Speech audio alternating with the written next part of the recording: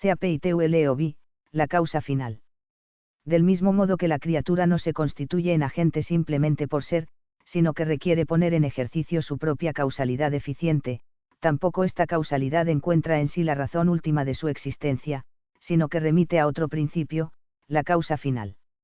En efecto, es un hecho de experiencia que todo el obrar de las criaturas presenta una orientación determinada, que en sus actuaciones las cosas se dirigen hacia un objetivo, y que éste es de algún modo la causa de su obrar. Las plantas, por ejemplo, poseen un ciclo vital que se orienta determinadamente a la producción de flores y frutos, origen de nuevos individuos vegetales. Los animales se mueven hacia un objeto que constituye como el remate de su operación, los hombres actúan en pro de unas metas que esperan alcanzar, y en otro caso no obrarían, pues advierten que su actividad sería vana. Por eso, el análisis de la causalidad eficiente se corona con el estudio del fin, verdadero principio del obrar creado. 1 NATURALEZ de la CAUS afina L. La causa final es aquello en vista de lo cual algo se hace, y de cuius gratia licid fit, es decir, aquello por lo que el agente se determina a obrar, la meta a la que tiende con sus operaciones. El carpintero trabaja la madera para hacer una mesa, el padre de familia ejerce su profesión a fin de sostener a su mujer y a sus hijos, las partes de un organismo actúan de una manera precisa para salvaguardar el bien del todo, etc. Rasgos distintivos de la causa final. Como hicimos al tratar de las demás causas, señalaremos ahora en breve síntesis algunas de las notas definitorias de la causalidad final, para determinar mejor su naturaleza. A. El fin causa por modo de atracción, es justamente lo que caracteriza la causalidad del fin en contraposición a los otros géneros de causas. La materia y la forma ejercen su causalidad en su mutua unión como potencia y acto, el agente, educiendo una nueva forma de la materia, el fin, atrayendo a la gente hacia sí, moviendo algún tipo de apetito u orientación natural, y actualizando así las potencias operativas de la causa eficiente. Lo propio del fin es atraer. B. La causa final tiene razón de bien, el fin es aquello en lo que reposa el apetito, lo que colma una determinada inclinación, así, el deseo de saber descansa cuando se logra la ciencia, que es su fin. El término de cualquier tendencia constituye una perfección para su sujeto, pues se trata de un acto para el que éste se encontraba en potencia, y por eso tiene razón de bien. Si el fin atrae es precisamente porque es bueno, y porque, en cuanto tal, puede perfeccionar a otros, esta es la raíz de su apetibilidad, lo que hace que se desencadene la actividad de la gente que va en pos de su propia perfección. En resumen, el fin, aquello a lo que tiende el que obra, es necesariamente algo adecuado para él, ya que no se movería a conseguirlo sino en virtud de alguna conveniencia. Y como lo que es apropiado para alguien, es su bien, resulta que todo agente obra por el bien. 1. C. El fin es verdadero principio causal, ya que es causa todo aquello que influye positivamente en el ser de otra cosa, y no cabe duda que el efecto tiene una dependencia real con respecto al fin, pues sin causa final el agente no se movería, y no tendría lugar el efecto. Dos tipos de CAUSAF y NAL. El fin adopta una multiplicidad de formas, según el aspecto bajo el que se le considere. Y así, los fines de la persona que emprende un viaje son múltiples, la ciudad a la que se encamina es el fin de la misma acción de viajar, la resolución de un negocio, el fin que le ha movido a emprender la marcha, a su vez, desea solucionar esos asuntos con el fin de obtener un ascenso en la empresa, que le permitirá un mayor desahogo económico a su familia. Esta diversidad permite establecer una serie de distinciones entre las diferentes modalidades de la causa final. Fin intrínseco y fin trascendente. Se denomina fin intrínseco de una operación al resultado natural de la misma. El aumento de temperatura en los cuerpos contiguos es, en este contexto, fin de la acción del fuego sobre ellas. El fin de la generación de los animales consiste en la nueva forma sustancial educida por medio de ella. El del obrar de un carpintero es la mesa que produce con su trabajo. Al fin intrínseco se le suele llamar también fin efecto, en cuanto que es producto de la acción. Fin trascendente de una acción es el objetivo al que está dirigida. Por ejemplo, un perro se dirige a un lugar concreto, porque allí podrá pasar la noche a reparo o recibir el alimento que necesita. El descanso o la alimentación son, en este caso, fines trascendentes con respecto a la acción de caminar. Cuando se trata de seres inteligentes y libres, el fin trascendente es a veces fruto de una elección del sujeto, y así el hombre puede proponerse la consecución de la fama o el aumento de prestigio como meta de su trabajo habitual. A este fin se denomina en ética finis operantis, fin del que actúa, por contraposición al finis operis, fin de la obra, que es el fin intrínseco de la acción. Fin último y fines próximos. En una serie encadenada de causas finales, se llama fin último a aquel por el que se tiende a todos los demás fines en un determinado ámbito. Fin próximo, en cambio, es el que se pretende con vistas a otro fin ulterior, y así el restablecimiento de la paz perdida por la guerra es la causa final de un ejército, en tanto que las distintas victorias parciales son fines próximos, encaminados al triunfo final. En términos absolutos, el fin último de todo lo creado es Dios, ya que solo Él es el ser por esencia y la bondad infinita. Puesto que las cosas tienen poder de atraer son fines en la medida en que son buenas, solo lo que es bueno por sí mismo y de modo total puede tener razón de fin último, del que dependen los otros fines. Sin embargo, como se estudia detenidamente en ética, las criaturas libres, aunque naturalmente ordenadas al bien, pueden desordenadamente proponerse como fin último algo diverso de Dios. Fin honesto, deleitable y útil. Se trata de una división del fin que la ética estudia con particular atención. Aquí nos limitamos a definir estos aspectos del bien, que originan otros tantos tipos de atracción final. A. Se denomina fin honesto a aquel que se quiere en sí mismo, en cuanto es efectivamente bueno para el ente que lo desea. B. Bien deleitable es el mismo bien honesto, en cuanto aquieta el deseo y produce un gozo, que se sigue del bien poseído. C. Por último, bien útil es el bien que se quiere como medio, no por sí mismo, sino más bien en razón del bien honesto y deleitable. Por ejemplo, la medicina es un bien útil, pues no se quiere en sí misma, sino en orden a la salud corporal. La ciencia o la virtud son bienes honestos, que perfeccionan al que las posee, y la satisfacción que produce esa virtud, o la ciencia en cuanto aquieta el afán de saber, son bienes deleitables. Fin producido y fin poseído. Existen acciones que tienen como resultado un objeto que antes no existía, son productoras de su fin, factivae finis. Otras, sin embargo, no producen un nuevo ente, sino que relacionan al que obra con una realidad ya existente, adeptivae faenis. El artista, cuando plasma su obra en una materia, da realidad al fin que antes se había propuesto, es autor de ese fin. Al contrario, el hombre que ama a otra persona no la crea sino que se une, con un movimiento de la voluntad, a un ser ya existente. En el primero de los casos, la producción del fin es una muestra de la perfección de la gente, que comunica su propia actualidad a otro que no la posee. Así, por ejemplo, Dios, al amar a las criaturas, las crea, y les otorga su ser y su bondad. En el segundo caso ocurre lo contrario, el que desea poseer bienes materiales manifiesta por ese mismo hecho su indigencia, la necesidad que tiene de perfeccionarse con algo exterior y, por consiguiente, su propia imperfección. Del mismo modo, las criaturas se dirigen a Dios para colmar el deseo de felicidad inscrito en su naturaleza, no como a un fin que ellas producen, sino como a algo más perfecto que deben alcanzar con sus operaciones. Se suele decir que el agente desea, appetitus, el fin que no tiene y que colma su indigencia, y que, en cambio, simplemente ama el fin que se propone solo para comunicar su perfección, por pura bondad o liberalidad. De esta manera, a Dios le compete actuar por amor, pero nunca por deseo. En cambio, las criaturas obran por fines deseados, aunque también comunican a otros sus bienes, sin buscar siempre solo su propia perfección, y en este último caso, cuando obran con desinterés, se asemejan más a Dios. 3. El principio de finalidad.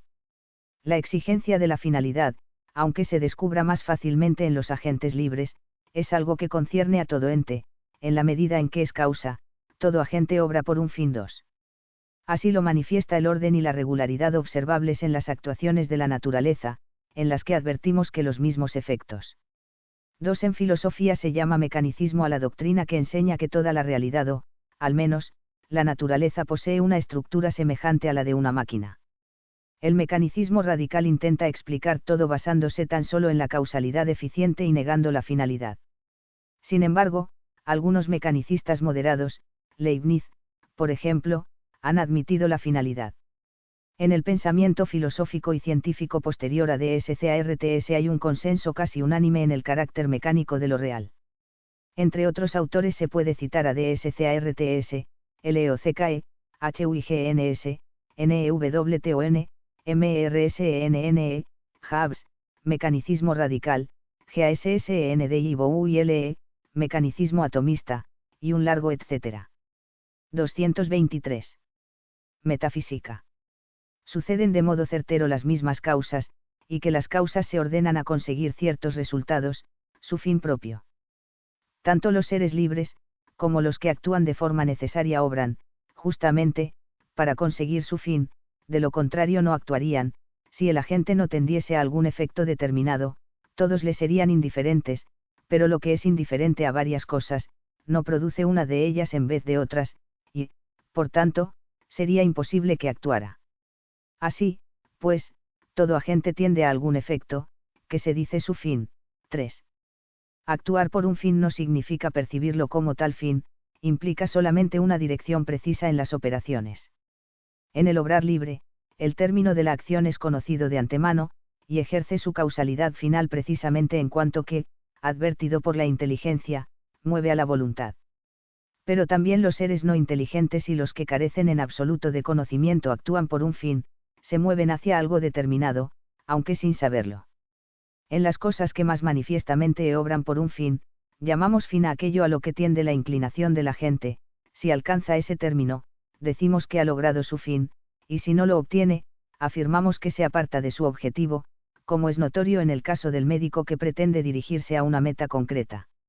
Y no importa a este respecto que quien se encamina a su fin lo conozca o no, pues como el blanco es el fin propuesto por el arquero, del mismo modo es el fin del movimiento de la flecha, pues toda orientación o tendencia de la gente se encamina a un fin preciso. 4. La finalidad, en el obrar natural. La existencia de una causa final en los procesos no libres se puede inducir de una atenta observación de la naturaleza. El orden interno de las acciones de la naturaleza. Es patente que en todos los procesos ordenados a un fin, las distintas etapas se suceden por causa de ese fin. El fin es causa del orden. Nada explica que unos acontecimientos sucedan regularmente a otros si no es la existencia de un fin común a todo el proceso. Todos los procesos naturales gozan de un orden preciso. El niño pasa por distintos estados antes de alcanzar su completo desarrollo como hombre, la mariposa pasa sucesivamente por las mismas fases, larva, crisálida, adulto, los vegetales producen el fruto como resultado de la fecundación de la flor. También se comprueba la existencia de un finalismo en la naturaleza al examinar la estructura de los entes naturales. En el organismo viviente, por ejemplo, cada órgano tiene su función, los dientes están para comer, los pulmones para respirar, los ojos para ver. En la naturaleza inanimada es más difícil percibir los fines, precisamente porque se trata de entes más imperfectos.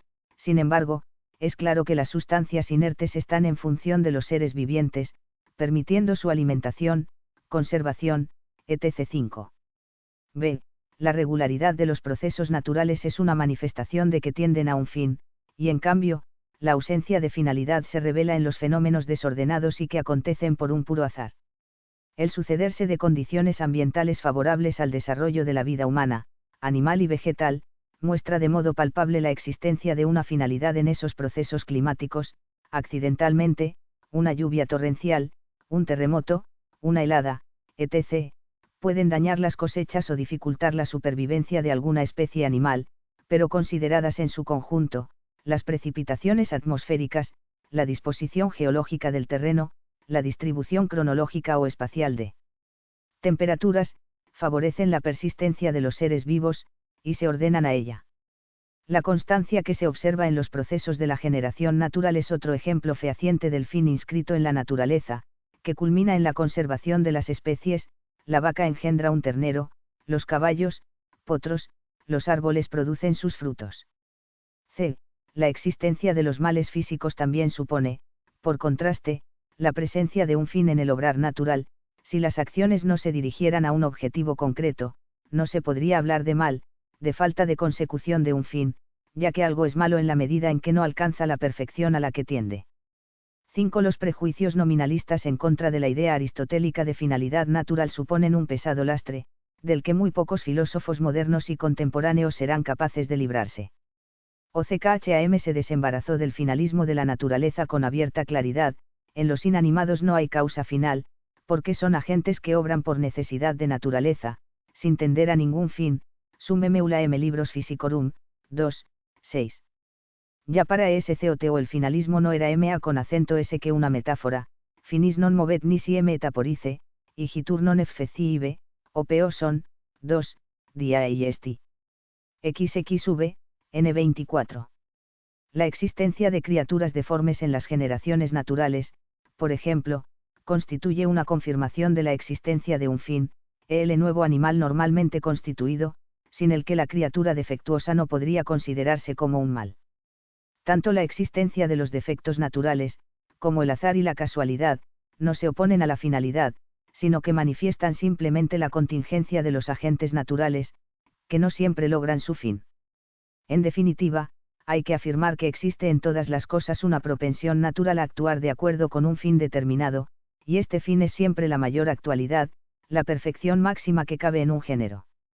Se puede decir, entonces, que el fin inmediato de todos los entes es la misma perfección de su especie, todos los procesos físico-químicos de un animal se ordenan a producir y a conservar su forma sustancial, a evitar que ésta se pierda, a procurar que desarrolle todas sus potencialidades, y así sucede con todos los entes. Además, todas las criaturas, al tender a la perfección de su especie, se ordenan a asemejarse a Dios en la medida de su participación en el ser, el fin de una piedra, del mar, de las montañas, etc., además de las finalidades secundarias respecto a la armonía del universo, es dar gloria a Dios, al constituir una representación de la belleza, de la bondad del ser divino. La inclinación de que venimos hablando se denomina apetito natura, del fin, porque surge de los principios de la propia naturaleza, y no de un conocimiento del fin en cuanto tal, de ahí su carácter necesario. El apetito que surge del conocimiento, en cambio, se denomina ilícito, y es ya una potencia activa, que está determinada en el caso de los apetitos sensitivos, y que es libre en el caso del apetito intelectual o voluntad. Nota 6. En la voluntad humana encontramos un apetito o tendencia sui generis, que, siendo ilícito, fluye sin embargo de manera espontánea y necesaria. SANTOTOMA con acento S de Acuino llamó técnicamente a esta inclinación voluntas ut natura, porque, por una parte, está determinada de unam como cualquier apetito natural, pero, por otra, no va en pos de un bien concreto, sino de la razón de bondad en general, conocida por el intelecto. Fin de la nota. La finalidad en las actuaciones libres. Los seres inteligentes tienden a sus fines de una manera peculiar, lo conocen como tal fin, interiorizándolo, y, en consecuencia, tienen dominio sobre las acciones relacionadas con él. El hombre puede proponerse un objetivo u otro, y ordenar a su consecución todo un conjunto de actuaciones.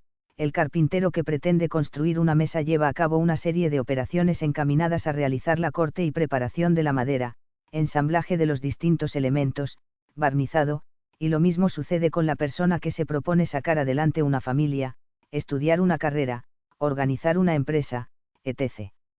Este tema es objeto de una detallada consideración por parte de la psicología y de la ética. La finalidad natural exige una inteligencia ordenadora.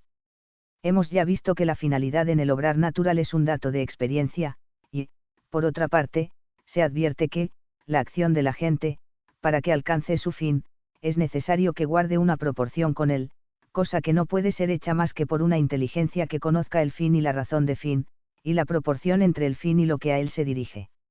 De otro modo, la conveniencia de la acción al fin sería fortuita, y, por tanto, muy infrecuente, en contra de lo que observamos de continuo. Pero la inteligencia que preordena algo a un fin, a veces se halla unida a la gente, como en el hombre, otras veces, separada, como sucede en la flecha, que tiende hacia el blanco en virtud de la inteligencia del arquero, como las criaturas carentes de conocimiento no pueden dirigirse a su fin como consecuencia de la aprehensión del mismo, es necesario que estén ordenadas a él por alguna inteligencia superior. El orden y la finalidad del universo es una de las vías más expeditas para alcanzar el conocimiento de Dios como inteligencia suprema ordenadora, de hecho, es el camino más utilizado para el ascenso natural a Dios. Nota 8. En la crítica de la razón pura, Kant estigmatizó la demostración de la existencia de Dios basada en la finalidad. Su crítica se apoya en la imposibilidad de pasar del mundo fenoménico al nouménico y, por tanto, el Dios que a lo sumo alcanzaría tal argumento no sería el Dios creador, sino un demiurgo. Sin embargo, Kant reconoce que la prueba teleológica, aunque no de un valor apodíctico, tiene mucha fuerza de convicción y es la más sólida que puede ofrecerse. Fin de la nota. 4. ELFIN, CAUSADLASDMA con acento SCAUSAS. El fin es la primera de las 4 causas, el presupuesto necesario para que se den los restantes tipos de causalidad. Como ya vimos, el fin es causa de la causalidad del agente, porque hace que éste produzca su efecto. De la misma manera, hace que la materia sea causa material y que la forma sea causa formal, ya que la materia no recibe a la forma sino por el fin, es decir, en orden a la producción de un nuevo ente, o de una nueva perfección accidental, y la forma inhiere en la materia por el mismo motivo. Y esta es la razón de que se afirme que el fin es la causa de las causas, causa causarum, porque es causa de la causalidad de todas las causas. Por ejemplo, si un arquitecto se propone construir un edificio residencial, causa final, en virtud de ese motivo se mueve a actuar, eficiencia, y realiza un proyecto de la nueva construcción, causa formal, y en función de la estructura del edificio, elegirá tales o cuales materiales, causa material. Las casas no constituyen un reparo contra la intemperie porque tienen muros y techo, sino que tienen muros y techo para proteger del frío y del calor.